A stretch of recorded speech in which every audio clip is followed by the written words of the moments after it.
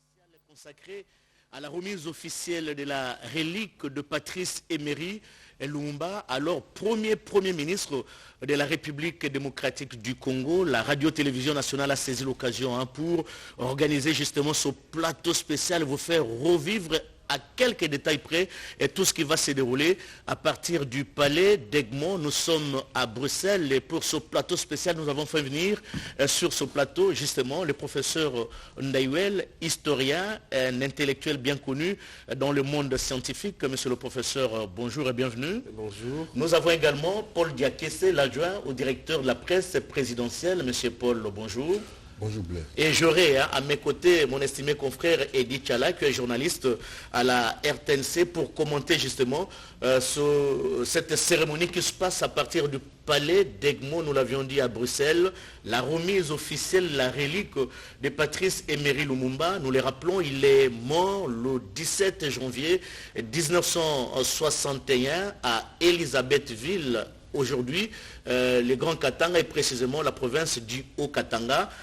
Professeur Ndaiwel, quand Lumumba est mort, le Congo était en émoi, le Congo pleurait. Est-ce que vous vous imaginez un jour qu'il y a une pareille cérémonie qui va se dérouler à partir de Bruxelles pour remettre justement les reliques de Lumumba? Certainement pas, certainement pas. Je pense que c'est une circonstance exceptionnelle de pouvoir vivre cet événement. Rappelez d'abord que Lumumba est mort à Chilatembo, c'est là qu'il a été fusillé. Et on aurait pu croire qu'on n'avait plus rien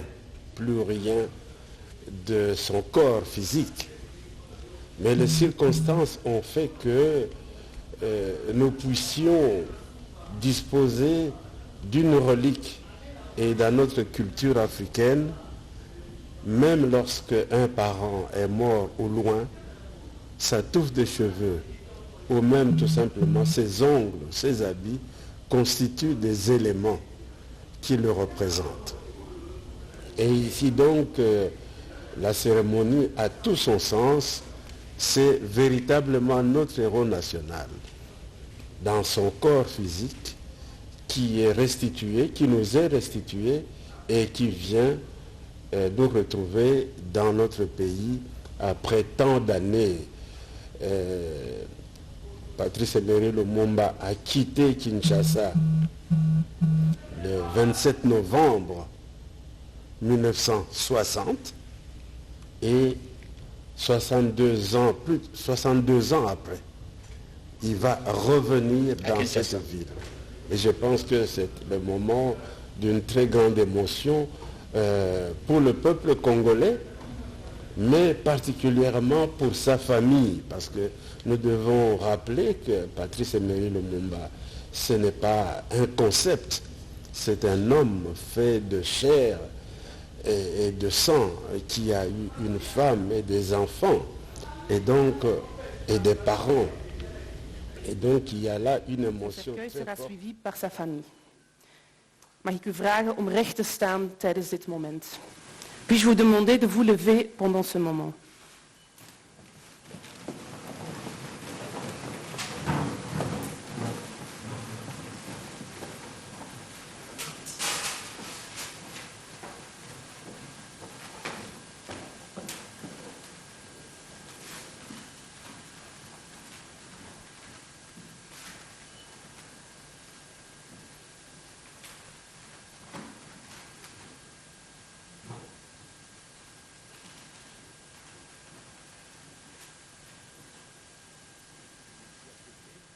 Le retour, la remise, la relique, la remise officielle, la relique des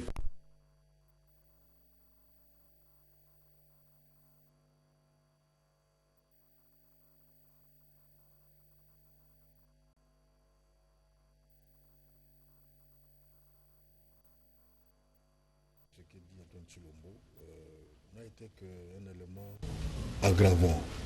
Peut-être que ici, il faut reconnaître que historiquement, mais également politiquement, c'est d'abord la victoire de la famille Lumumba. Cette famille Lumumba qui s'est battue depuis très longtemps, d'abord pour savoir où était enterré leur papa, et mais aussi découvrir quelques actants ayant participé à cet assassinat. C'est un combat qui a commencé depuis l'époque du feu maréchal Mobutu. Mais il faudrait dire également que ça prouve que lorsqu'une famille est unie, cette famille peut déplacer les montagnes. Parce que jusqu'aujourd'hui, plusieurs personnes souhaiteraient que Paul Diakessé, le reste... je ne vous coupe pas la parole. Les téléspectateurs sont en train de remarquer que c'est vraiment le cercueil qui porte la relique de Patrice Emery Lumumba qui vient de faire son entrée dans ce palais d'Egmont où se retrouvent non seulement les officiels belges mais également les officiels congolais. Il faut ici signaler la présence du Premier ministre belge, M. Decroux, qui participe également à cette importante cérémonie. Vous avez la parole. Je reviendrai à ce que j'ai dit. Il faut préciser là-bas, celui qui va remettre la danse, le procureur du roi. Oui. C'est auprès de lui que la famille Lumumba avait commencé le démarche, avait d'abord porté plainte. Et que le Premier ministre qui représente la nation, c'est tout à fait symbolique parce que Lumumba fut le premier ministre de la République démocratique du Congo. Alors je disais que c'est d'abord la famille qui s'est battue depuis très longtemps pour que cela puisse être possible, et aussi l'unité de la famille. Rappelez-vous qu'il y a plusieurs personnes qui souhaiteraient que la dépouille de Mobutu puisse revenir en RDC, mais surtout que la famille n'est pas unie, c'est pratiquement difficile pour que cela soit capable. Elle l'est aujourd'hui? Souhaitons-le, mais je ne pense, jusqu'à quand elle sera unie, avec l'impulsion la diplomatie, comme vous l'avez dit, du président Félix, qui souhaiterait que le Congo puisse se réconcilier avec son histoire, que son histoire ne puisse plus bégayer, qu'il n'y ait pas de laisser pour compte. Il faudra qu'il y ait une conscience nationale. Et je pense qu'on ne manquera pas à restituer le corps de Mobutu. Vous parlez de reliques. Le corps de Lumumba ou le corps de Mobutu? Parce que vous avez posé la question si jamais la famille de Mobutu était déjà unie. Oui. Je disais que grâce à la diplomatie, comme vous l'avez dit, du président Félix Antoine Tshisekedi, si jamais ce contexte arriva, pourquoi pas que le corps de Mobutu également revienne en RDC. Mais pour la date de Lumumba, il ne s'agit pas d'une relique. Ce terme a été réfuté et par la famille et par la commission préparatoire. Il s'agit de quoi? Du dépôt immortel de Lumumba.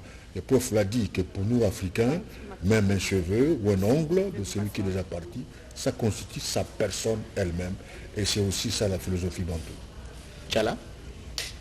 Professeur, moi, ma question est celle de savoir, en ce moment, est-ce que vous ne pensez pas que la Belgique, toute la Belgique... We zijn hier vandaag samen ter gelegenheid van de teruggave van het stoffelijk overschot van Patrice Emery Lumumba aan zijn familie en aan de Democratische République Congo. Messieurs les premiers ministres, mesdames et messieurs, en vos titres et qualités, nous sommes rassemblés ici pour la restitution de la dépouille de Patrice Emery Lumumba à sa famille et à la République démocratique du Congo. Ik nodig de Belgische eerste minister Alexander De Croo en de Congolese eerste minister Jean-Michel Sama Lukonde Kyenge uit om het woord te nemen. J'invite maintenant le Premier ministre belge Alexander De Croo et le Premier ministre congolais Jean-Michel Sama Lukonde Kyenge à prendre la parole.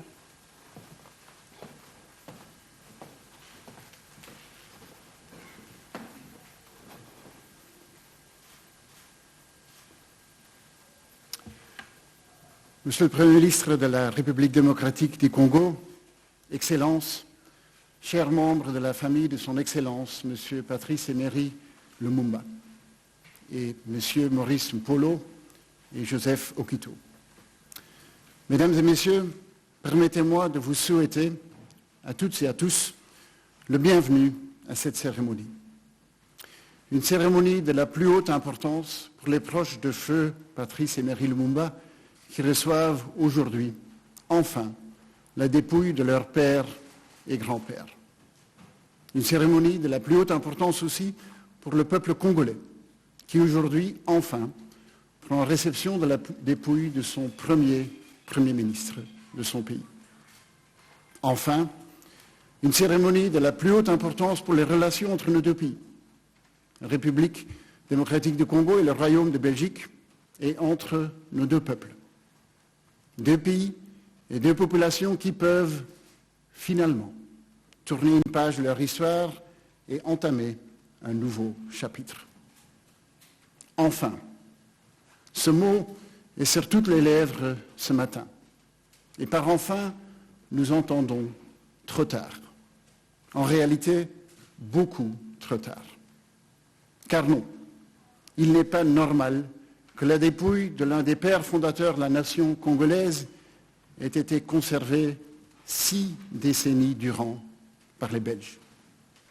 Il n'est pas normal que la dépouille de l'un des pères fondateurs de la nation congolaise ait été conservée pendant 6 décennies dans des circonstances obscures, jamais vraiment élucidées, mais qui, à la lumière de ce qui est connu, ne fait pas notre fierté.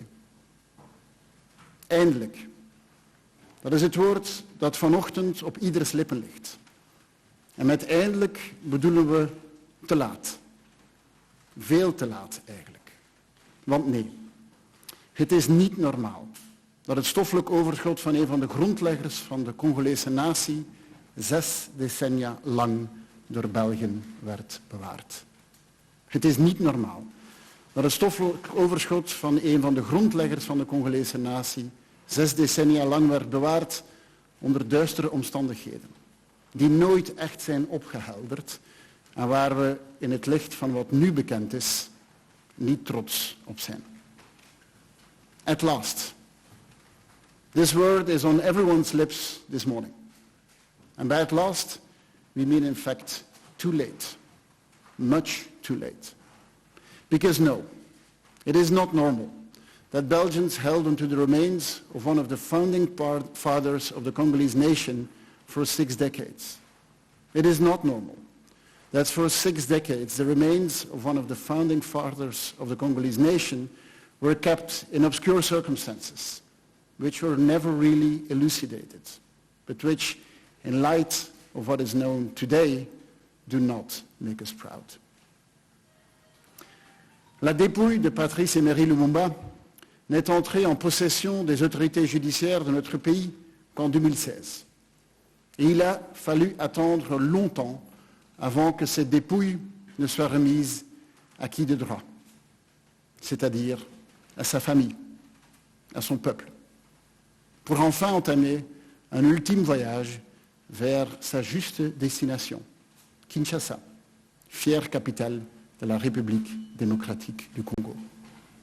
Non, il n'est pas normal qu'en l'an 2000 seulement, près de 40 ans après les terribles événements du 17 janvier 1961, une commission d'enquête parlementaire en Belgique se soit finalement penchée sur les circonstances précises dans lesquelles Patrice Emery Lumumba a été assassiné et sur l'éventuelle implication morale de militaires, fonctionnaires, politiciens belges dans cette histoire.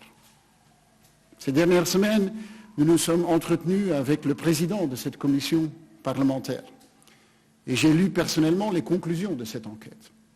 Pour le transfert de Patrice Emery Lumumba au Katanga, les autorités congolaises de l'époque ont reçu de l'aide de diplomates, de fonctionnaires et de militaires belges. La commission d'enquête parlementaire a donc conclu que le gouvernement belge faisait manifestement peu de cas de l'intégrité physique de Patrice Lumumba et qu'après son assassinat, ce même gouvernement a délibérément répandu des mensonges sur les circonstances de son décès. Plusieurs ministres du gouvernement belge de l'époque portent en conséquence une responsabilité morale quant aux circonstances qui ont conduit à ce meurtre. C'est une vérité douloureuse et désagréable, mais elle doit être dite. Les ministres, diplomates, fonctionnaires ou militaires belges n'avaient peut-être pas l'intention de faire assassiner Patrice Lumumba. Aucune preuve n'a été trouvée pour l'attester. Mais ils auraient dû percevoir que son transfert au Katanga mettrait sa vie en péril. Ils auraient dû prévenir. Ils auraient dû refuser toute aide pour le transfert de Patrice Lumumba vers le lieu où il a été exécuté. Ils ont choisi de ne pas voir. Ils ont choisi de ne pas agir. Un homme a été assassiné pour ses convictions politiques, ses propos, son idéal. Pour le démocrate que je suis, c'est indéfendable. Pour le libéral que je suis, c'est inacceptable. Et pour l'humain que je suis, c'est odieux. Je tiens aussi à rendre un hommage appuyé à 2 autres personnes exécutées en même temps que Patrice Emery Lumumba, Maurice Mpolo et Joseph Okito. Cette responsabilité morale du gouvernement belge, nous l'avons reconnue. Et je répète à nouveau, en ce jour officiel d'adieu de la Belgique à Patrice Emery Lumumba, je souhaiterais ici, en présence de sa famille, réitérer les excuses du gouvernement belge pour la manière dont il a pesé à l'époque sur la décision de mettre fin au jour du premier ministre du pays. Il y a 20 ans, le ministre des Affaires étrangères, Louis Michel, avait exprimé ses profonds regrets à la famille et au peuple congolais.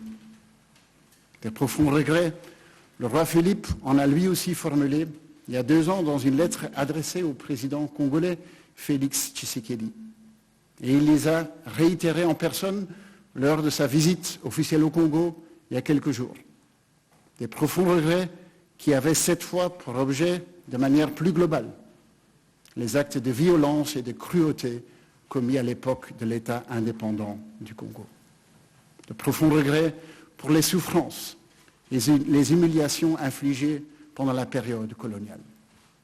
Une lettre courageuse et généreuse, comme l'a également reconnu le président Félix Tshisekedi.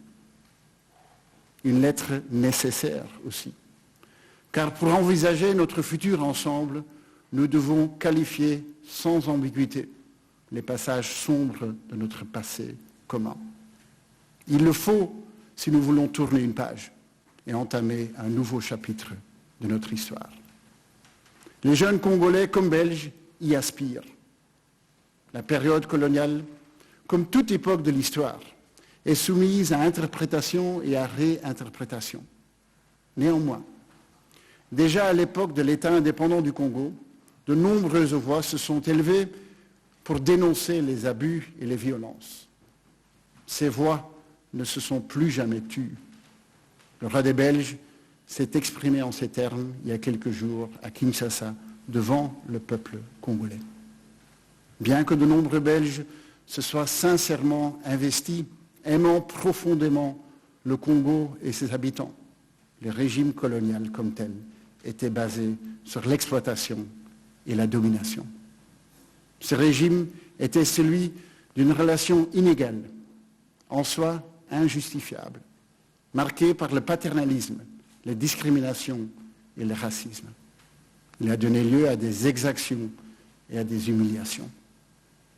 Bien sûr, tout n'était pas mauvais. Bien sûr, il y a eu des bonnes choses. Bien sûr, de nombreux Belges se sont investis dans les colonies avec des nobles intentions. Mais ils ont souvent inconsciemment, mais parfois aussi sciemment, participé à l'asservissement d'un peuple, à l'occupation d'un pays, à l'exploitation des ressources naturelles et à la spoliation d'œuvres d'art. Il est grand temps maintenant de remettre enfin la dépouille du Premier ministre du Congo, du premier Premier ministre du Congo, à sa famille et à son peuple.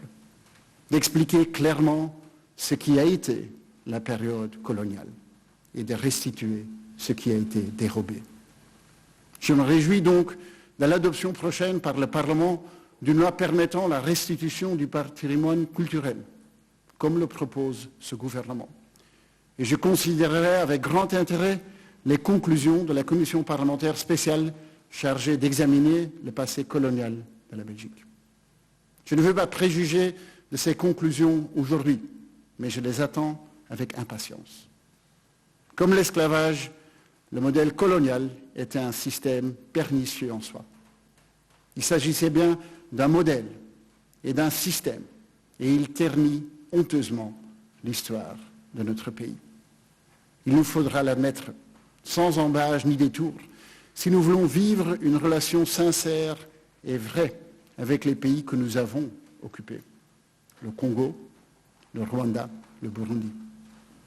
Le gouvernement belge dénonce sans équivoque la colonisation en tant que système de gouvernance et d'idéologie, tant au Congo qu'au Burundi, au Rwanda et ailleurs.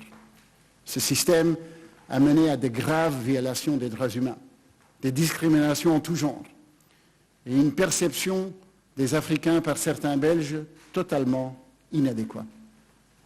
La perception inappropriée que certains ont développée à l'époque vis-à-vis des Africains a laissé des traces jusqu'à ce jour.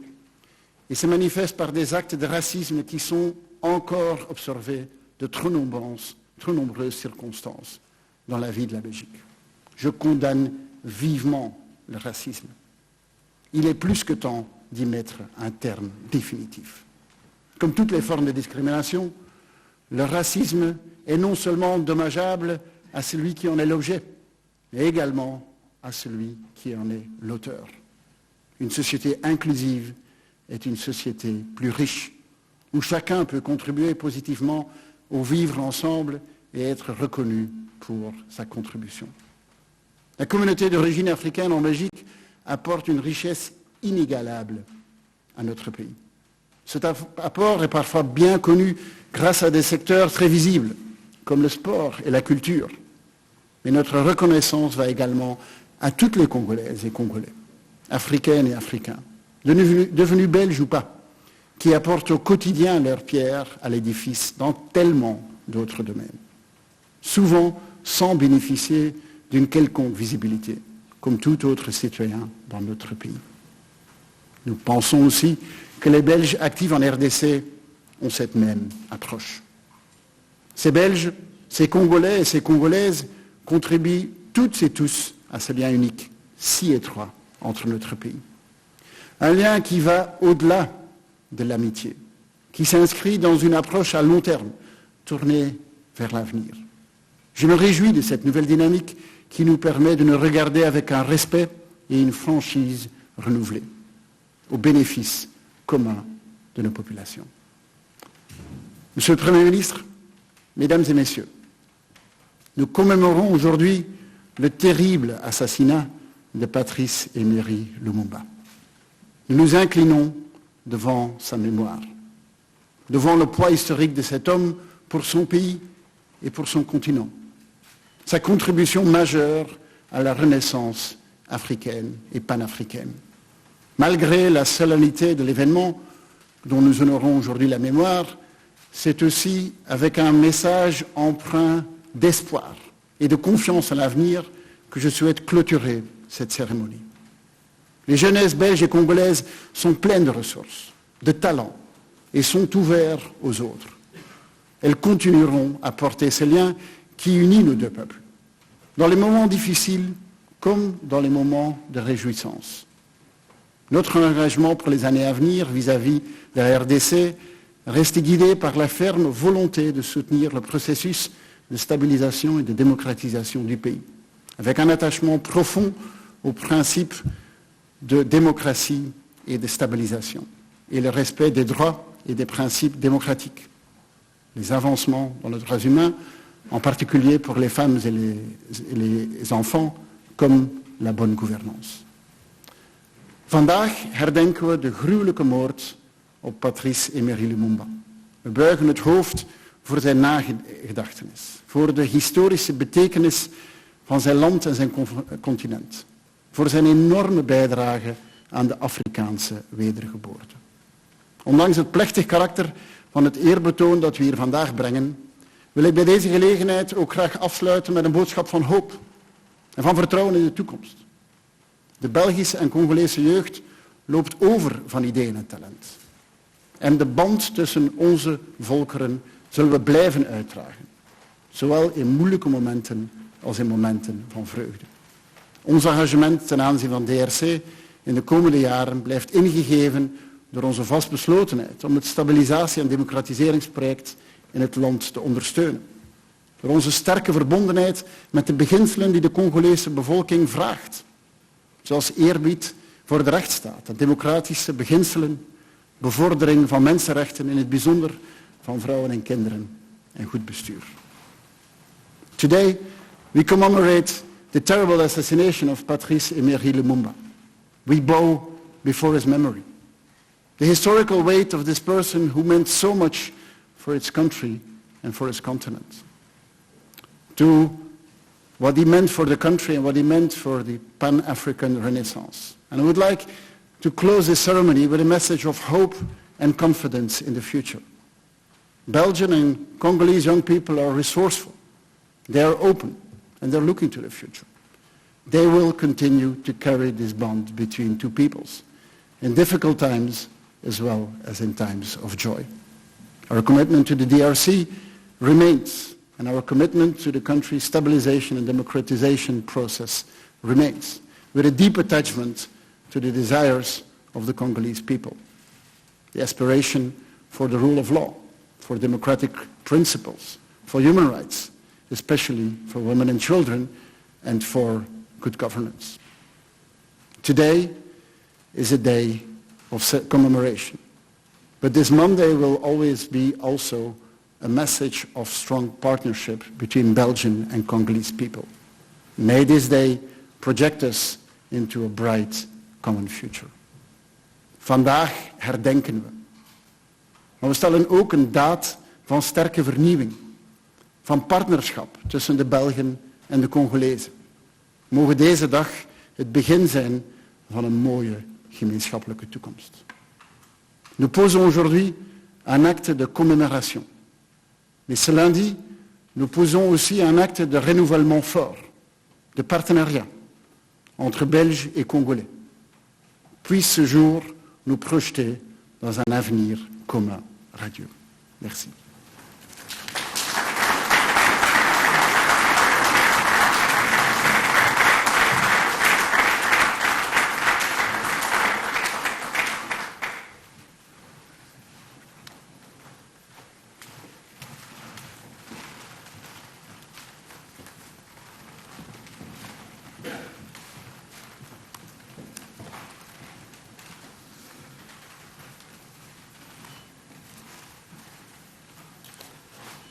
Monsieur le Premier ministre du Royaume de Belgique, Madame la Présidente de la Chambre des représentants,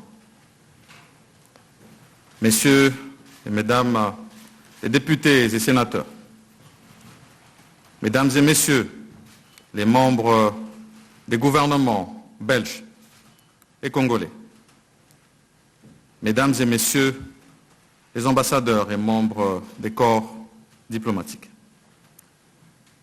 Mesdames et Messieurs, membres de la famille du Premier ministre, Patrice Emery Lumumba, Mesdames et Messieurs, en vos titres et qualités respectifs. L'émotion est forte en prenant la parole aujourd'hui, en ce lieu chargé d'histoire, ce palais d'Egmont qui a accueilli les pères de l'indépendance congolaise il y a exactement 62 ans, à l'occasion de la table ronde de Bruxelles, ayant conduit la République démocratique du Congo à sa souveraineté internationale. Parmi les protagonistes de l'histoire de la décolonisation de notre pays figurait justement l'un de ceux dont la mémoire nous réunit ce jour. Je cite Emery, Patrice Emery Lumumba, notre héros national. Mandaté par le président de la République démocratique du Congo, son Excellence, M. Félix Antoine Tshisekedi Tshilombo, au nom du peuple congolais et à celui du gouvernement que je dirige, je suis venu recevoir solennellement, aux côtés de ses enfants et petits-enfants, la dépouille du Premier ministre de la République démocratique du Congo. Dépouille autour de laquelle son peuple organisera dans les heures qui suivent le deuil national qui n'a jamais pu avoir lieu.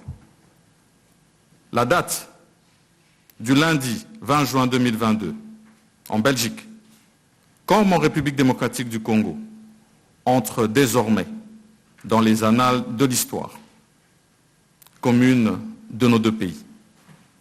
Le retour de Patrice Emery Lumumba dans son pays permet à coup sûr à la République démocratique du Congo de recouvrer un des maillons essentiels de sa mémoire nationale, fragmenté par la tragédie de sa disparition.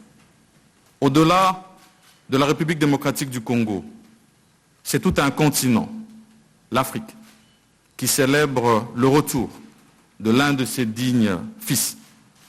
Et au-delà même de l'Afrique, c'est l'ensemble du monde épris de liberté qui salue cet événement, en même temps qu'il doit se réjouir et se féliciter des hommages que nous rendons à ce grand combattant de la liberté, de la démocratie et de la dignité de l'homme, quelle que soit sa condition.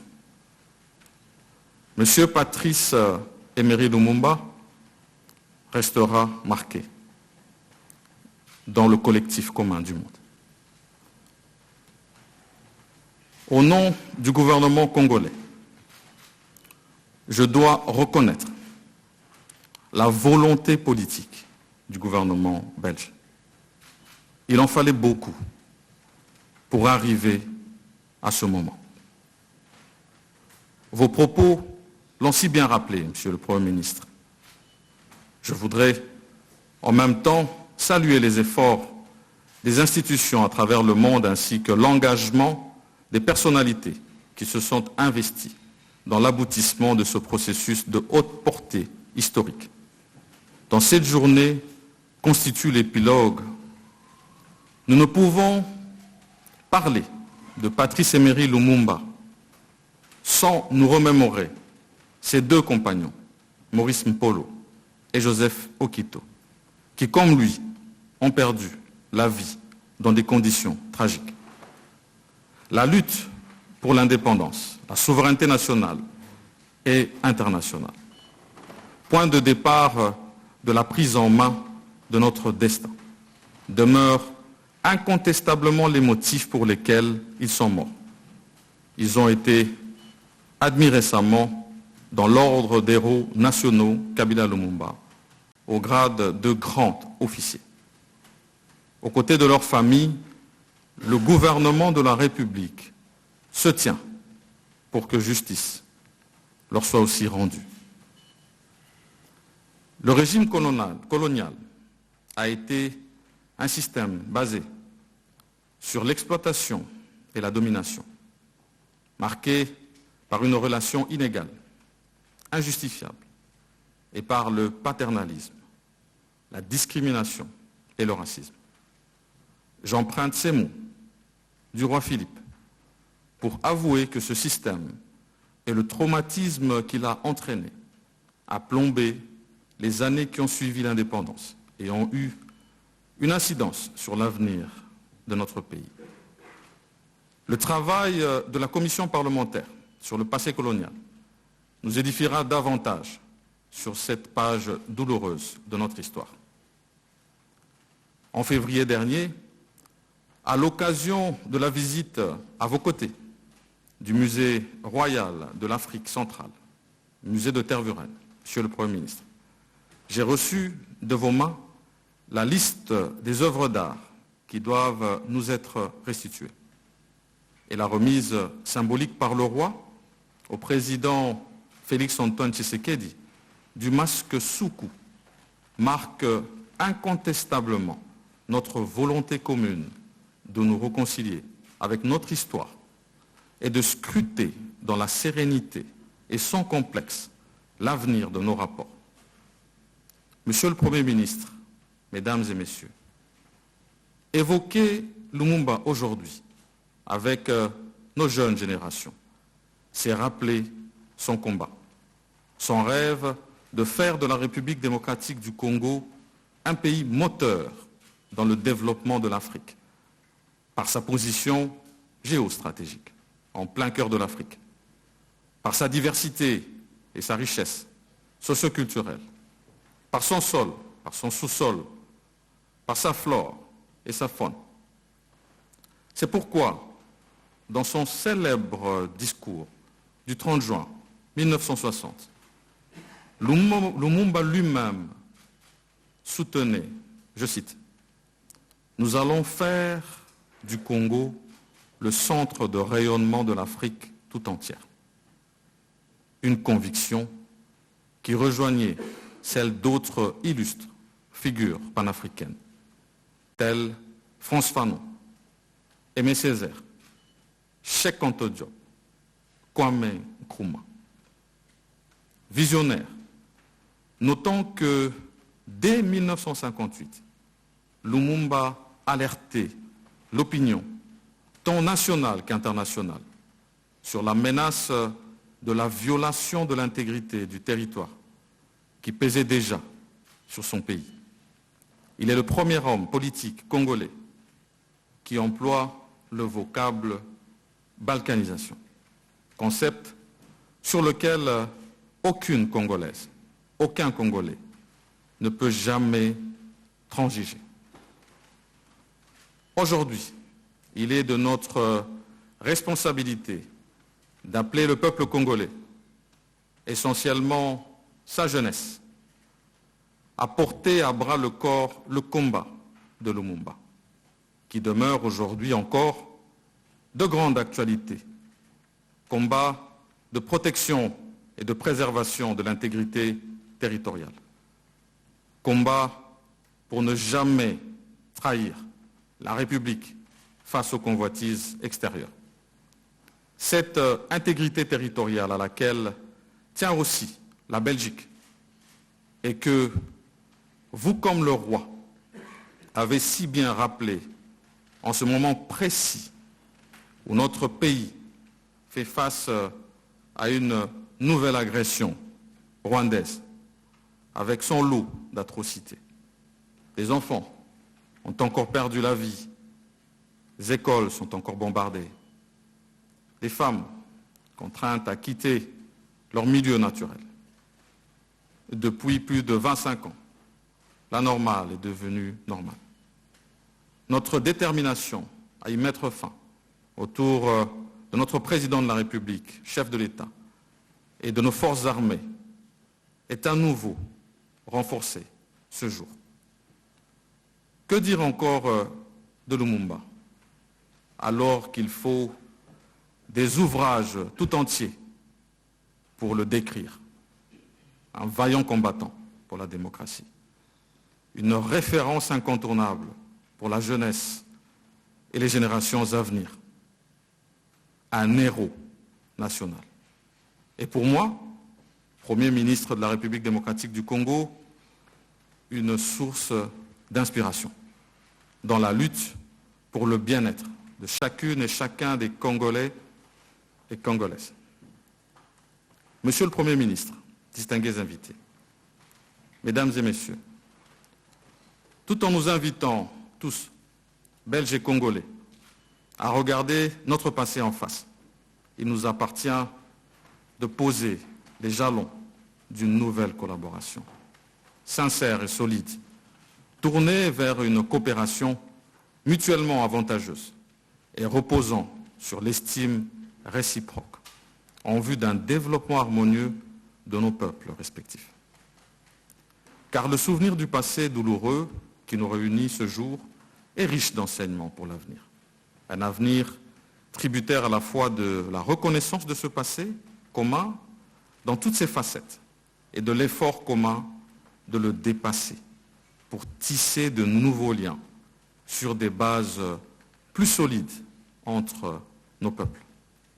Le Congo, au cœur de l'Afrique, et la Belgique, au cœur de l'Europe, ne peuvent plus formuler leurs problèmes en termes exclusivement nationaux, disait Laurent Baudouin en 1970.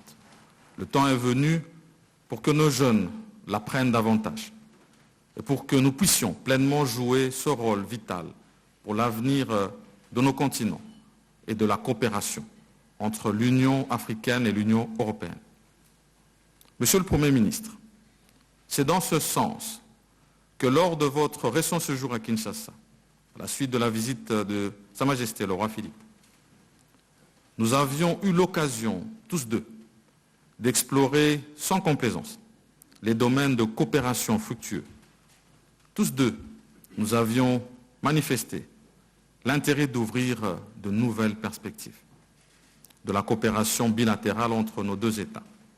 Il me revient d'ailleurs de relever qu'à la suite du 6e sommet Union européenne-Union africaine tenu à Bruxelles au mois de février dernier, des options fondamentales ont été levées en rapport avec l'atteinte des objectifs du développement durable pour l'Afrique.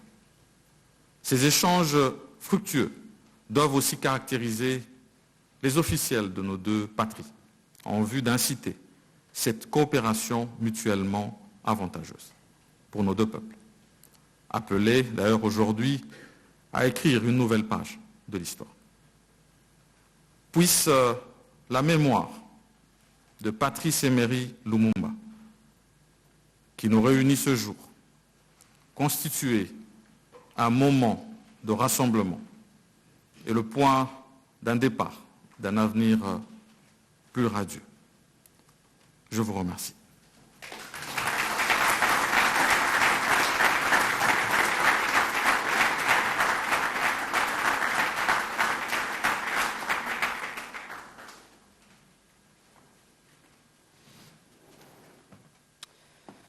Een vertegenwoordiger van de familie Juliana Lumumba, de dochter van Patrice Emery Lumumba, zal nu het woord nemen. J'invite la fille de Patrice Emery Lumumba, Juliana Lumumba, à prendre la parole. Merci.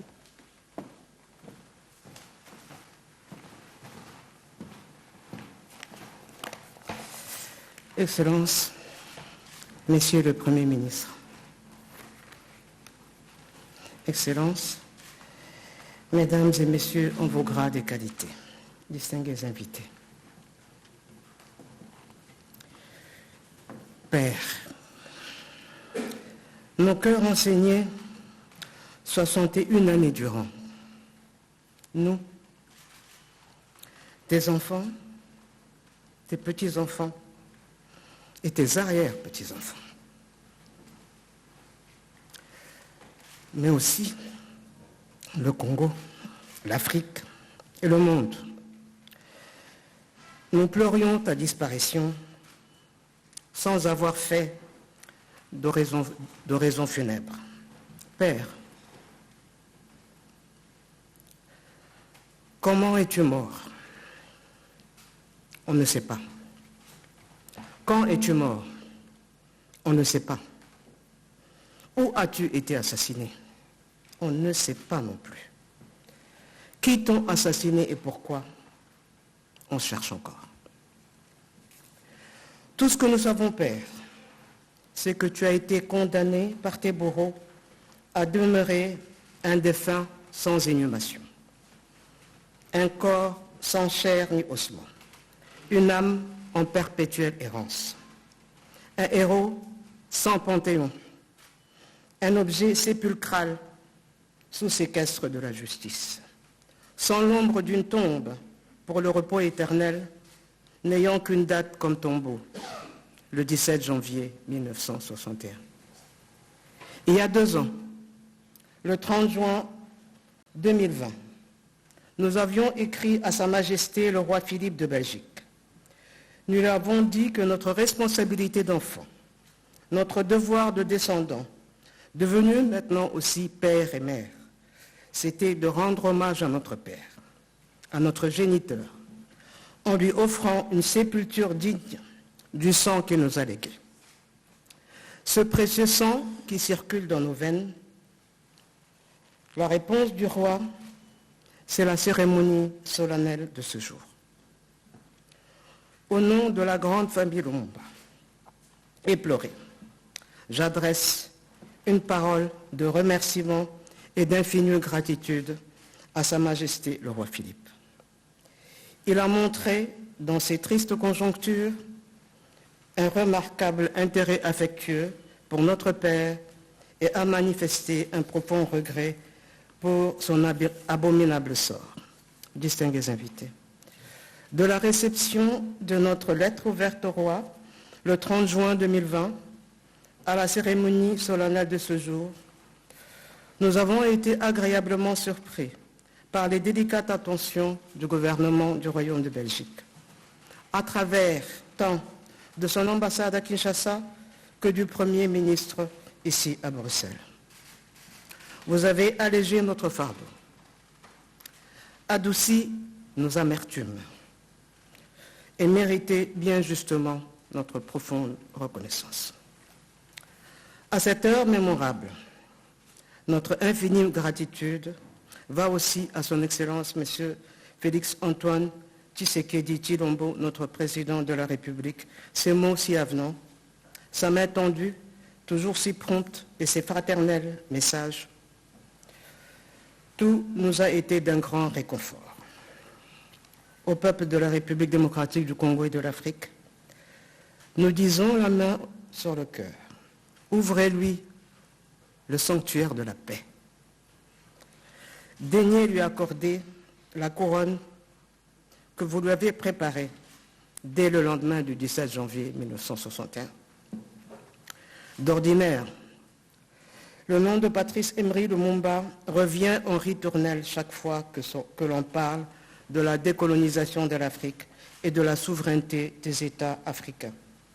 Mais ce jour, nous souhaitons que soit mis à l'honneur l'essentiel de ce qu'il incarne, c'est-à-dire ce que sa vie inspire, ce que l'illustre personnage doit nous inspirer, à savoir l'ardeur au travail et l'amour du travail bien fait, la priorité donnée à la compétence et à la dignité, le désintéressement et le patriotisme dans la gestion de la chose publique, le sens de l'intérêt général dans la conduite des affaires de l'État, la droiture et l'obsession de l'unité nationale. Ce sont ces valeurs qui ont conduit cette vie. Puisse-t-elle devenir la référence en République démocratique du Congo et en Afrique. Plus que jamais, nous en avons besoin. Oui, Patrice Lumumba incarnait tout cela, mais il a incarné plus encore. Dans ce plus, il y a une qualité rare qui force l'admiration, celle d'un homme du consensus. Mais pas n'importe quel consensus. Pas un consensus mou et trouble, mais un consensus de conviction et des étapes décisives de sa brève et bouleversante vie. Né et ayant grandi au centre du pays, dans le Sankuru, il commence sa carrière professionnelle au nord de la République, à Kisangani, dans la province orientale. Il fonde à Kinshasa le tout premier mouvement politique pluriethnique et national, le Mouvement national congolais, MNC en sigle. Il devient le premier ministre d'une République démocratique du Congo, une et indivisible. Distingués invités, qu'il me soit permis d'affirmer qu'il n'y aura pas de redressement de notre patrie, le Congo, pour en faire un pays, une nation et un État digne de ce nom, si nous ne nous employons pas énergiquement à restaurer et à replanter ces valeurs, véritables repères qui ont été légués à notre société par celles et ceux qui ont, dès l'aube du 30 juin 60, porté notre destin sur leurs épaules. Et cette restauration passe notamment par l'honneur à leur rendre. À cet effet, le plus bel hommage que nous puissions rendre à Lumumba et à ses compagnons héroïques, Joseph Okito et Maurice Polo, c'est de nous montrer dignes de leur legs. Ce qu'ils attendent de nous, ce ne sont pas d'incessants regrets, mais un ferme serment, celui de continuer le travail resté inachevé. Ce qu'ils attendent encore de nous, ce sont plus de perpétuels sanglots, mais un élan audacieux et volontariste, porté par chacun de nous, et plus particulièrement par les jeunes Congolais. Et cet élan, c'est l'intelligence et la puissante volonté de surmonter nos difficultés, de lutter contre les divisions fratricides, de faire vivre la fraternité nationale au Congo et la fraternité panafricaine en Afrique. Distingués invités, cette cérémonie solennelle ne serait qu'une date parmi d'autres si nous ne retenions pas la leçon qu'elle nous donne. Ce moment d'émotion et de gravité doit ouvrir un moment d'espoir. Il doit apaiser les mémoires blessées, combler le fossé mémoriel qui existe entre nos deux pays, entre nos deux peuples, qui ont tissé entre eux des liens innombrables et profonds. Cet esprit, c'est celui de créer des possibilités de faire ensemble des pas de prospérité partagée et de co-développement, à l'aune d'un climat propice à un nouveau vivre ensemble belgo-congolais. Ce n'est qu'ainsi que nous comprenons le sens de la présence ici aujourd'hui de son Excellence, Monsieur le Premier ministre Jean-Michel Sama Lukonde, venu non seulement pour représenter le Président de la République, mais aussi le peuple congolais dans son ensemble. Nous lui en sommes infiniment reconnaissants. Père,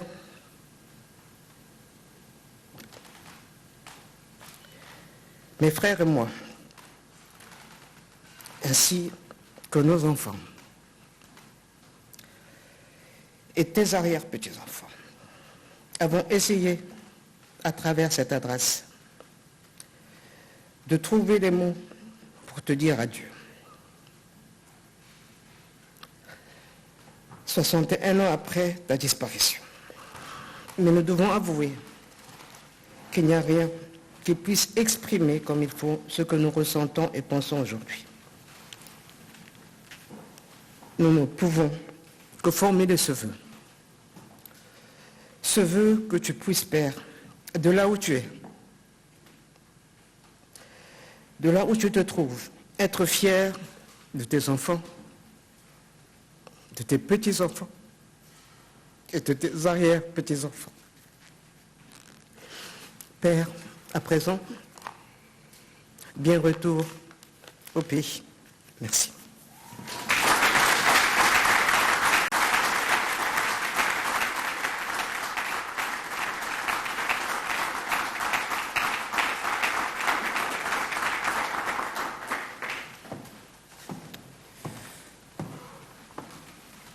We vervolgen dit eerbetoon met een muzikaal optreden van Renelle Bacolé.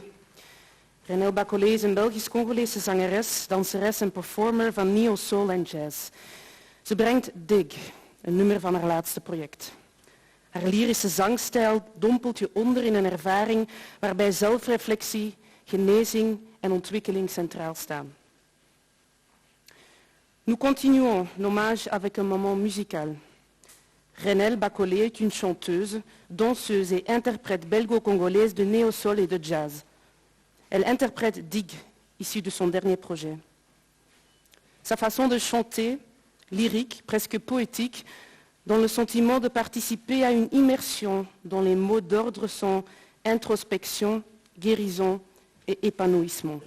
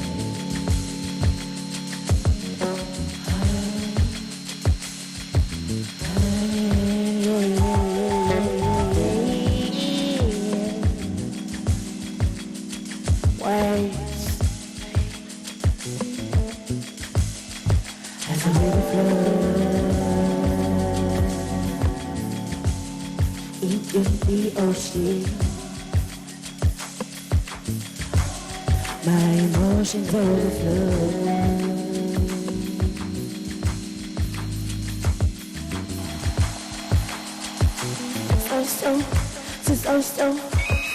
So, why should I stop them? There is enough room for thinkers, enough room for open hands. So, why should I close? Why should I close? Take off my mission. I dig my mind across my soul.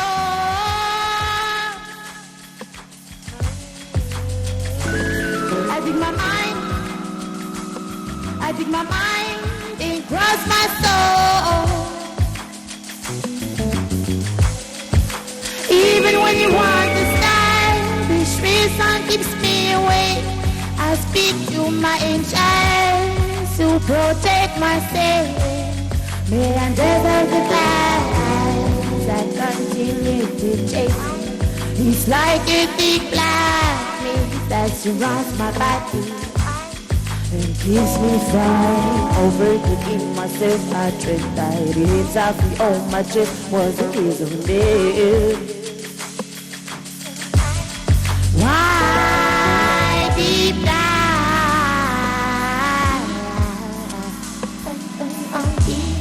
I know that in my own opponent,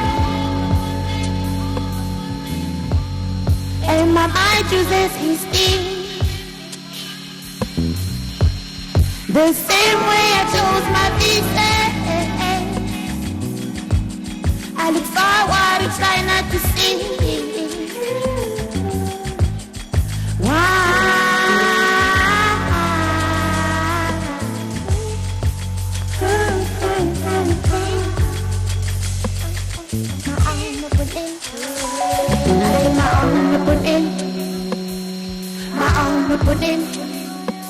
I am my own opponent. My own opponent. I am my own opponent. My own opponent. I am my own opponent. My own opponent. I am my own opponent. My own opponent.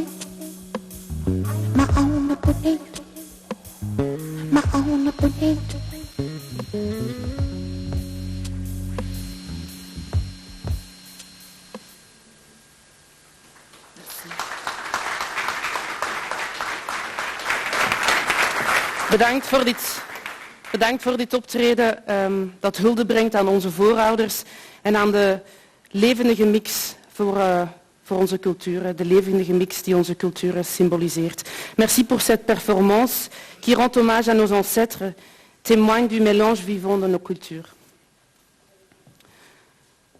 De kist wordt zo dadelijk naar de erekoer gedragen, gevolgd door de familieleden en de eerste ministers. U wordt vervolgens allen verzocht zich naar de erekoer te begeven voor het slotmoment van deze plechtigheid. De Koninklijke Muziekkapel van de gidsen zal de 2 nationale volksliederen spelen, Debout Congolais et de Brabançon. Le cercueil va maintenant être porté dans la cour d'honneur, suivi par les membres de la famille et les premiers ministres. Les délégations seront ensuite invitées à descendre pour participer à la conclusion de cette cérémonie. La musique royale des guides interprétera les hymnes nationaux Debout Congolais et la Brabançon.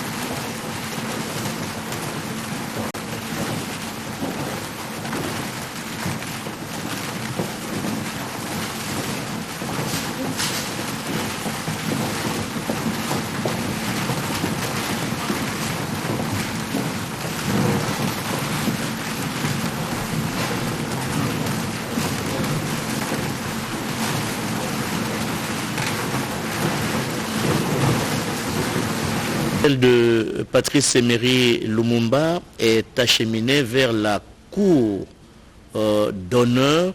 C'est là où le procureur, je crois selon le programme, va procéder à la décoration du premier ministre congolais qui a trouvé la mort, nous le rappelons, le 17 janvier 1961.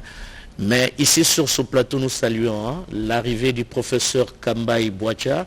Au début, quand nous présentions le professeur Ndaiwel et le directeur adjoint de la presse présidentielle Paul Diakese, le professeur était en route, certainement qu'il était pris dans un embouteillage. Il nous a rejoints dans cette salle. Monsieur le professeur, nous saluons votre venue. Bonjour. Bonjour, bonjour. Très bien. Voilà, la dépouille mortelle de Patrice Emery Lumumba, premier ministre congolais, est acheminé vers la cour d'honneur, là où il y a la partie justice certainement qui va rendre hommage à ce Congolais qui nous a quittés parce qu'il était virulent dans son discours pour dénoncer justement la colonisation. 80 ans de colonisation en République démocratique du Congo. Il était temps pour certains fils du pays à l'époque de dire non à cette colonisation. Et nous rappelons ici qu'à la convocation, la table ronde de Belgique, les historiens qui sont avec nous sur ce plateau vont certainement nous compléter. Il y a une partie de Congolais qui ont fait le déplacement de Bruxelles, mais malheureusement, Lumumba n'a pas effectué ce déplacement parce qu'il était en prison. Mais à l'unisson, tous les Congolais qui étaient à Bruxelles ont dit aux Belges, pas question, nous ne pouvons siéger à cette table ronde que si Lumumba fait le déplacement de Bruxelles. Et devant cette pression des leaders congolais, la Belgique était obligée de céder, libérer Lumumba et rejoindre les autres en 1958 à Bruxelles pour la tenue de cette table ronde. Lumumba joue un rôle important aujourd'hui. Le Premier ministre Sama Lukonde n'a pas tort, très chers téléspectateurs, de dire que Lumumba est une source d'inspiration pour lui dans l'exercice de ses fonctions. Il a pleinement raison. Lumumba a inspiré également beaucoup des Congolais, même après sa mort, plus de 60 ans après. Lumumba continue à être dans la mémoire des uns et des autres. C'est vraiment une référence nationale. Et le président de la République, Félix-Antoine Tshisekedi Tshilombo, n'avait pas du tout tort. Aussitôt arrivé à la magistrature suprême, il a mené une diplomatie agissante, Paul Diaké l'a dit au début de l'intervention, pour réclamer justement les retours, la dépouille mortelle de Lumumba en République démocratique du Congo. Mais si nous posons aussi les questions telles que Juliana l'a posée, comment étais-tu mort? Quand est-ce que tu es mort? Où étais-tu tué? Et qui t'ont tué?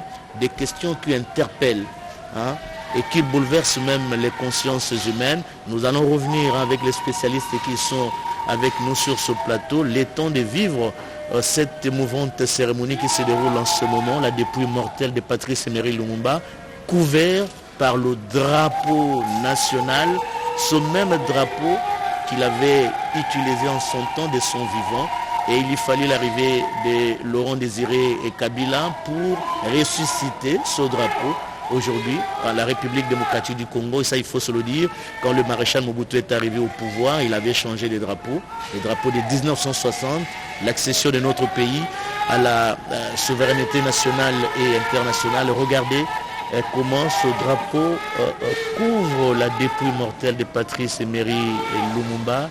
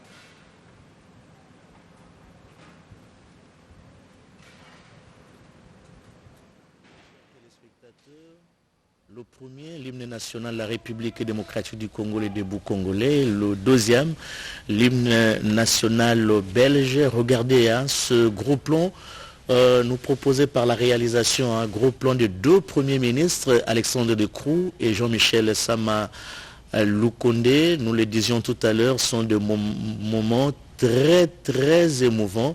Et j'espère que les nombreux téléspectateurs qui suivent la radio-télévision nationale sont en train de le vivre en même temps que nous qui sommes ici sur ce plateau dépouille mortelle de Lumumba transporté par le Belge qui l'eût cru 60 ans après le décès, plus de 60 ans après le décès de Patrice Emery Lumumba. Nous allons tout à l'heure revenir pour décortiquer les discours, on ne peut plus clair des 2 premiers ministres, Alexandre De Croo, et qui a vraiment reconnu la responsabilité morale de la Belgique et présenté les excuses. Il a prononcé les mots excuses. Il y a une certaine avancée par rapport au roi Philippe qui avait émis des regrets, mais le Premier ministre a prononcé le terme excuse. Il a présenté les excuses des Belges, de la Belgique à la famille Lumumba et les gouvernements belges qui dénoncent la colonisation au Congo, au Rwanda et au Burundi. Très chers téléspectateurs, je disais tout à l'heure que sur ce plateau, il y a le professeur Kamba Ibouacha qui nous a rejoint. Il est recteur de l'Institut facultaire des sciences de l'information et de la communication. Professeur, encore une fois, bonjour et bienvenue sur ce plateau. Bonjour, cher ami. Vous aviez cru à une cérémonie pareille après la mort de Lumumba? Croire. Oui. C'était à ce moment-là difficile. Je me suis sur le temps. À ce moment-là, à ce moment de tragique, de la tragédie, qui pouvait croire, comme on l'a dit? Qui pouvait croire? Aujourd'hui, je crois, parce que le temps fait son temps. Les générations ont changé. Vous voyez ça? Le temps a fait son temps, les générations ont changé. La compréhension internationale a fait son œuvre. Aujourd'hui, je crois. Mais, cependant, qui pouvait croire, vu l'histoire du dominant à dominer, qui pouvait croire que, je parle en termes de blanc, pas en termes de belge, qui pouvait croire qu'un blanc, à ce moment-là, en termes de supérieur-inférieur, pouvait transporter les dépouilles mortelles d'un noir.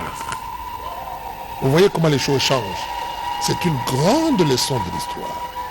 Et ceci nous interpelle tous. Et nous regardons cela avec un œil de consolation. Vous voyez qu'un blanc transporte les dépouilles mortels. Et comme Madame Lumumba l'a dit, écoutez, comment Lumumba est mort? Comment? Écoutez, il ne faut pas laisser seulement aux Belges, aux historiens belges de nous le dire. C'est le moment pour les historiens congolais d'entrer dans le paquet et pour nous dire comment nous avons besoin de ça. Vous comprenez, mon ami? Nous avons besoin de ça. Voici comment l'histoire change de temps et change de conscience et fait prendre conscience. Pourquoi? Parce qu'un peuple sous l'esclavage, un peuple sans conscience de l'histoire, sans conscience historique, c'est un peuple sans liberté. Le développement d'un pays commence par la prise de conscience. Voilà, cher ami, je veux dire donc que le temps est arrivé pour le peuple congolais, pour les dirigeants congolais de comprendre que depuis l'esclavage jusqu'à nos jours, compter, nos mémoires sont assez faibles pour comptabiliser le temps. Vous voyez. Donc, nous sommes arrivés à un moment où nous devons, nous, Congolais, nous devons enseigner l'histoire du Congo aux Congolais, pas l'histoire de la Belgique.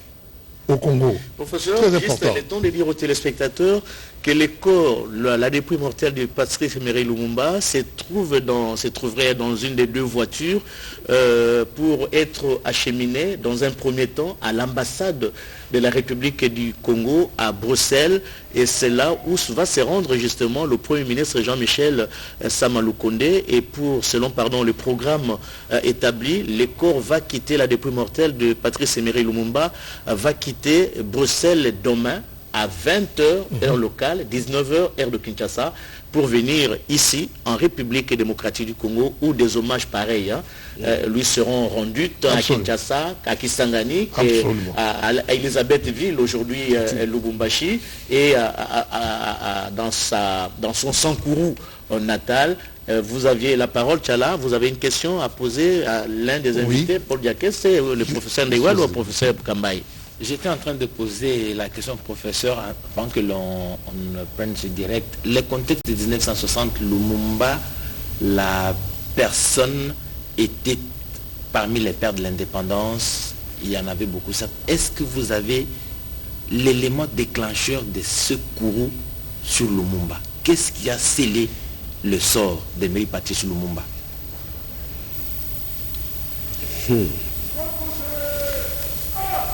Ce qui a scellé les sorts. Je regarde mon collègue. S'il permet que je puisse le compléter. Oui. Mais je voudrais d'abord dire, avant d'arriver à cette question, que nous sommes en train de vivre quelque chose d'unique dans l'histoire de la décolonisation.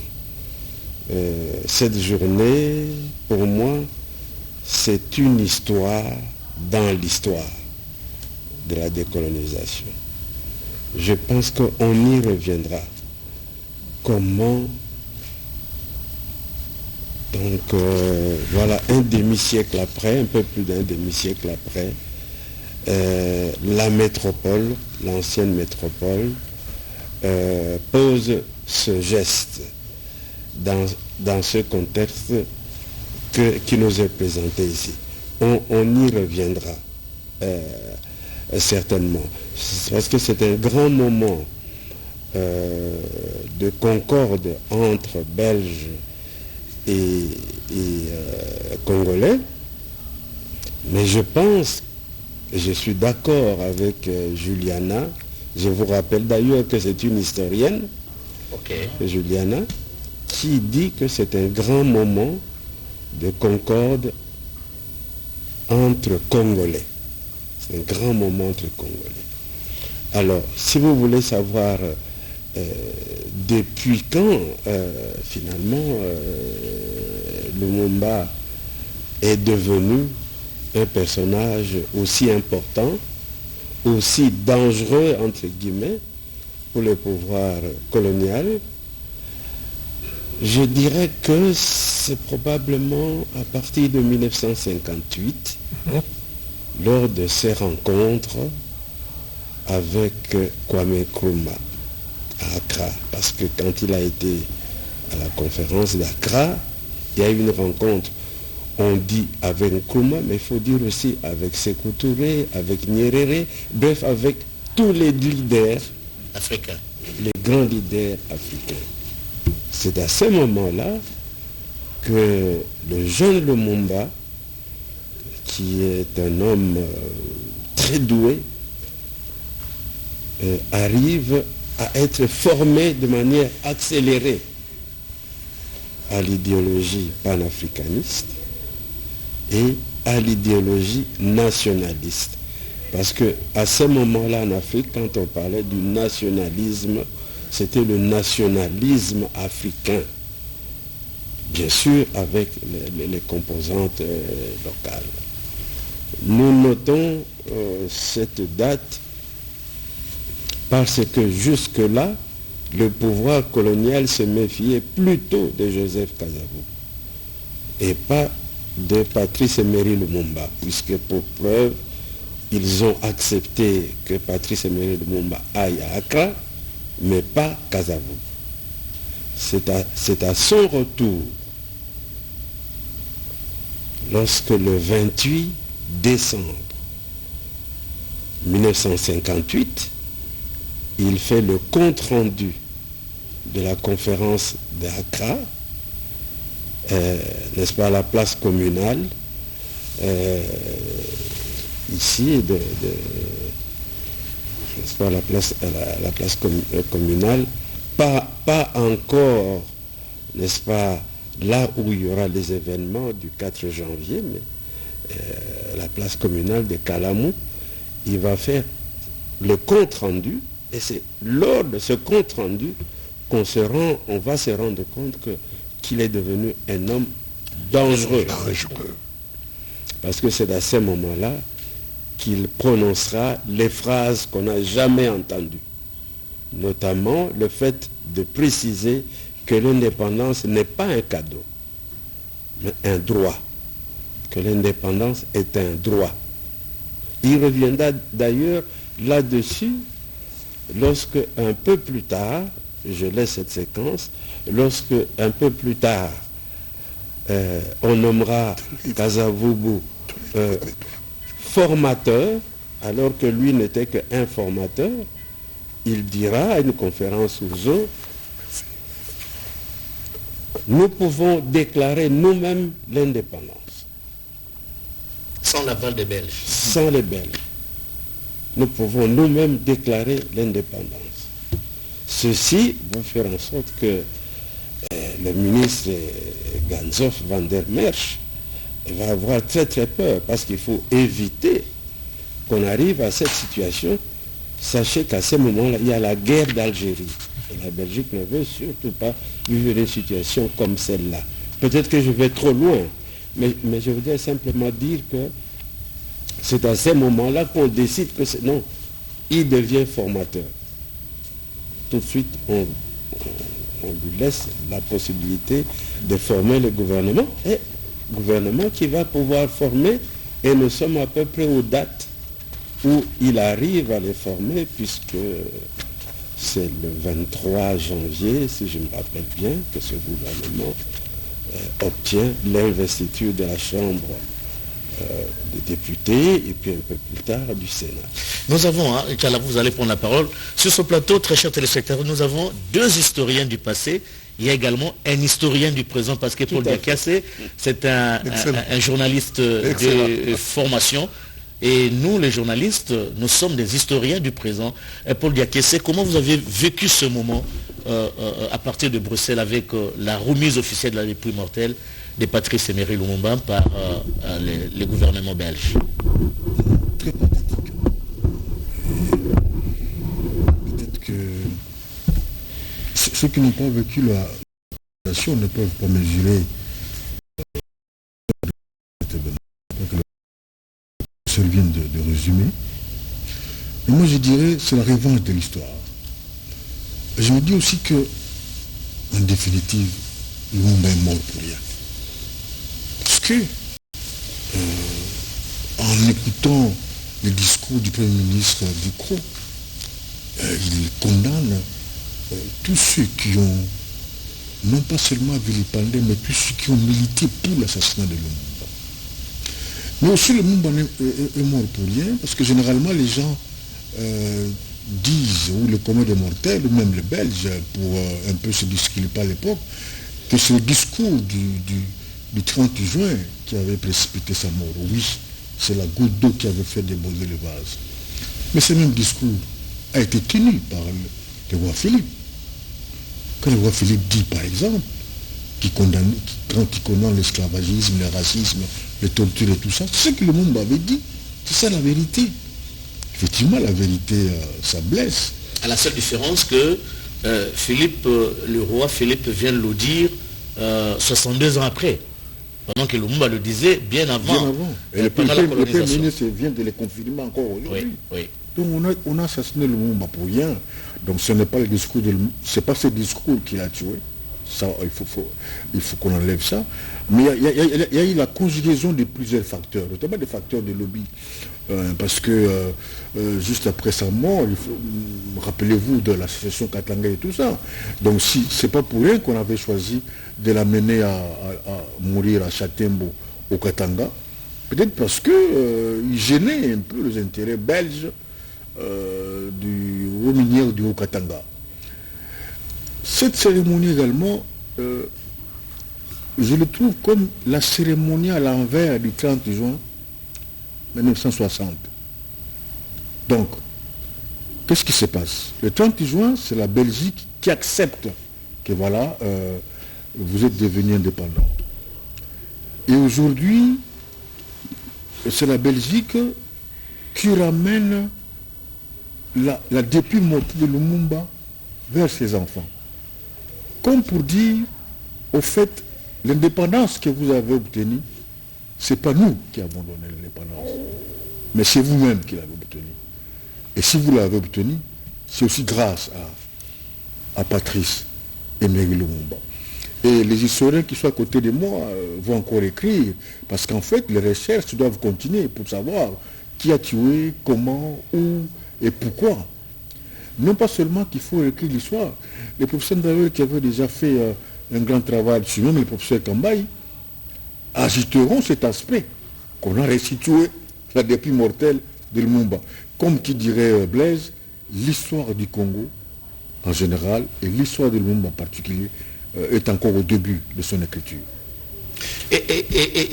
Vous voulez ajouter quelque chose? J'allais terminer en disant, comme vous l'avez reconnu, la diplomatie agissante, si tout ça, nous vivons ça, c'est grâce au président Félix, qui avait une vision tout à fait spéciale.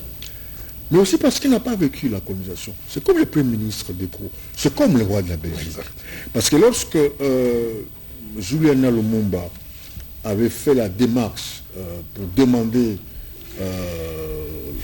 le reste, parce que l'information était divulguée, qu'il y avait quelqu'un qui possédait la dame Lumumba, si c'était le roi Albert, je ne pense pas qu'on en est arrivé là.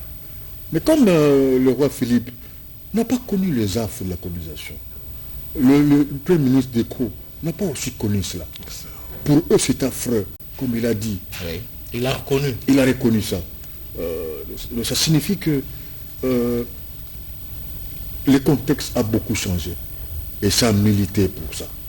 Et nous pensons que c'est une nouvelle page d'histoire qui vient de s'ouvrir dans nos relations avec la Belgique. C'est plus la relation du dominé ou dominé, pas du tout. Mais c'est la relation où c'est l'histoire. Les lions vont maintenant écrire l'histoire à la place des chasseurs. Parce qu'en fait, notre rapport avec la Belgique, c'est l'histoire du chasseur qui a été écrite. Nous avons subi l'histoire du chasseur.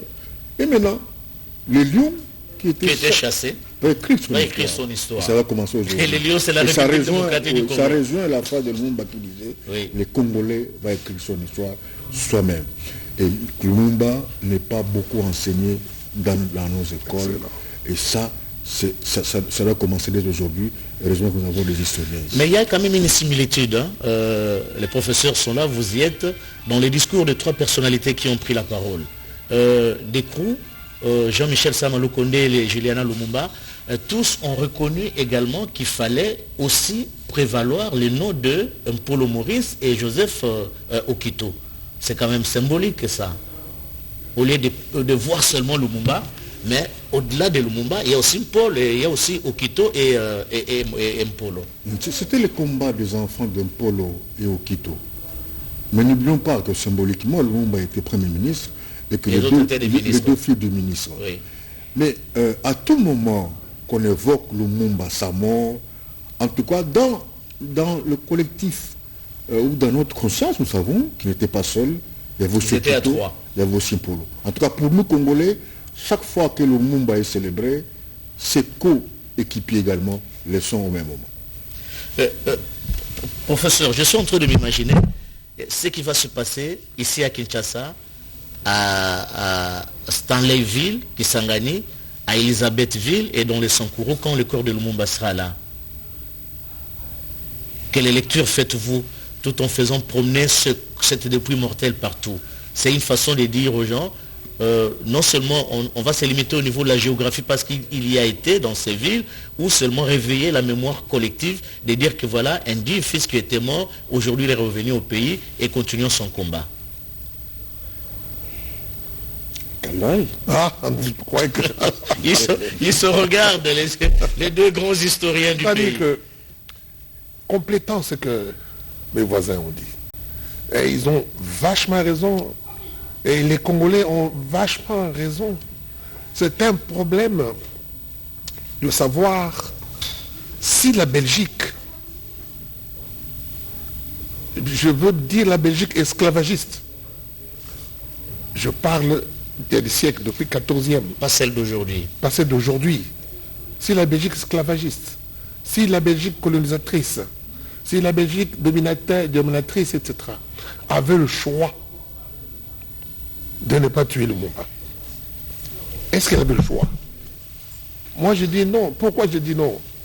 Parce que la colonisation, l'esclavage, tout ce que vous voulez, s'établit, ponctue sur des relations de supérieur à inférieur, de l'homme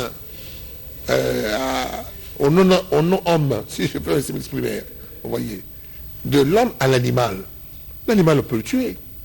Mais que maintenant, l'animal ose dire, je ne veux plus être traité comme un animal. C'est très fort. C'est très fort. Depuis quand? C'est à cause de vous, à cause de l'animal que moi je vis, à cause de vos richesses, à cause de cet animal, on n'a pas de lion. À cause de cet animal, moi je suis à l'aise, je peux traire le lait, je peux m'épanouir au cœur de l'Europe, tout comme la France, tout comme l'Angleterre, tout comme ces pays capitalistes, impérialistes que vous voulez. Ils n'ont pas le choix. Et que quelqu'un vienne parler, tenez-nous bien, de la liberté, pas de l'indépendance. Mieux vaut être libre que esclave. Mieux vaut être libre et esclave et libre que d'être riche. Lumumba le dit, et c'est biblique. C'est biblique et mystique et mystérieux. Vous comprenez? Que quelqu'un vienne parler aux Belges de l'époque, aux impérialistes de l'époque, vienne parler de la liberté. Que vous parlez d'indépendance, avant, on vous donne votre drapelet, on vous donne votre voiture, on vous donne votre ceinture, vous habitez Kalina, vous avez des drapeaux, vous êtes aux Nations Unies, etc. Voilà, ils sont contents, ces pauvres noirs. Mais que quelqu'un parle de la liberté, voilà la faute. Il disait ceci, professeur, mieux vaut être libre et pauvre et d'être riche et esclave. C'est clair. Ça, c'est la phrase de Lumumba. Mais oui, mais tout à fait, et Jésus ne disait pas le contraire. Vous comprenez? Donc, que quelqu'un vienne parler de la liberté en pleine domination. Donc la Belgique n'avait pas le choix. Voici quelqu'un qui va pour fendre notre royaume. Voici quelqu'un qui ne nous aime pas. Alors celui-là va passer au bûcher. Et ceci se trouve dans l'ADN, si je peux dire, dans l'ADN de Lumumba, dans l'ADN de tout homme. C'est pourquoi on vous demande le courage. N'ayez pas peur. Et de tous ceux qui étaient autour de Lumumba, de ceux qu'on appelle aujourd'hui pères de l'indépendance, Lumumba était le plus courageux. Était le plus courageux. C'est cela la cérémonie d'aujourd'hui. Voilà. Maintenant que la Belgique s'est rendu compte, je veux dire, les Belges, copains aujourd'hui du président congolais, le roi Philippe, copain du président congolais, 60 et 63, sont des amis, ils se sont certainement vus à Bruxelles, ils se sont dit, cette affaire de la colonisation ne nous regarde pas, est-ce que nous ne pouvons pas bâtir nos relations autrement? Vous voyez, l'histoire autrement. C'est avoir une vision. C'est avoir une vision. Ainsi, le roi de Belge dit, mais écoutez, pourquoi nos relations entre deux pays doivent rester aussi tendues en cause de, aujourd'hui, banalité? On l'a dit tout à l'heure, il est mort pour rien. Oui. À cause de banalité. Non, écoutez, cher copain, écoutez, Félix, viens un peu avec moi. Philippe, écoutez, nous allons un peu quelque part à Matongué prendre notre bière, mais tu cette affaire-là. Professeur Ndayouel, vous allez peut-être ajouter ce que le professeur Kamba vient de le dire, mais il y a aussi un autre aspect, outre la remise officielle d'un dépouille mortel de Patrice Emery Lumumba, il y a aussi le patrimoine culturel congolais. On a évoqué les discours qu'on a suivis, symboliquement le roi a remis le masque Soukou au président de la République, mais il faut une commission pour essayer d'organiser les choses. Ça joue aussi un rôle dans ces relations entre la Belgique et le Congo aujourd'hui. Oui, tout à fait, d'accord. En fait, il y a beaucoup de symboles dans ce qui se passe ces derniers temps. Le fait de la remise du masque est un acte de symbole. Cette cérémonie en soi est aussi un acte de symbole. Excellent. Mais je voudrais d'abord donner 2-3 précisions qui me paraissent importantes. Allez-y. Spécialement ce qui concerne Maurice Mpolo et Joseph Okito. Maurice Mpolo était le ministre de la Jeunesse et Sport du gouvernement. Tandis que Joseph Okito était, le 30 juin, c'était le 2e vice-président du Sénat, le président étant Iléo, le premier vice-président étant Massangu. Mais il se trouve que Iléo est devenu Premier ministre lorsqu'on arrête Lumumba, et que Massangu est de toute façon au Katanga dans le cadre de la sécession. Donc, Okito est en première ligne comme président du Sénat. Et normalement, Joseph, le président de l'Assemblée de la Chambre des députés, aurait dû aussi, Joseph Kassongo, aurait dû aussi être de la partie, mais il s'est désisté. Donc voilà pourquoi on parle des 3. Parce que ce sont des compagnons d'infortune. Mais certainement, il ne faut pas qu'on oublie que quelques jours après, d'autres nationalistes lumumbistes vont être exécutés, notamment Jean-Pierre Finan et Christophe Muzungu. Oui, le papa de notre ambassadeur au Congo. Exact. Ancien gouverneur de la ville. Voilà. Finan, papa de la chanteuse Abeti. Abeti, Masikini. Donc voilà, Emmanuel Zouzi. Donc, et d'autres, Lenguesa, Fataki, etc. Donc c'est toute une série d'exécutions. Il y a les 3 premiers. Exécutés par les Belges. Ça, c'est une grande question. Parce que dans le discours, c'est pas le moment de sortir des sujets qui fâchent. Ok, d'accord. J'aurais voulu que le Premier ministre belge parle de la responsabilité, mais pas d'ajouter morale. Parce que c'est de la responsabilité. Parce que lorsque vous envoyez quelqu'un chez un bourreau, chez son bourreau, tout en sachant qu'il sera tué, vous savez bien pourquoi vous l'envoyez. Vous êtes responsable. Vous ne pouvez pas dire que non, moi je ne le savais pas. Non. Je l'ai envoyé pour être tué. Voilà. Donc juste ça.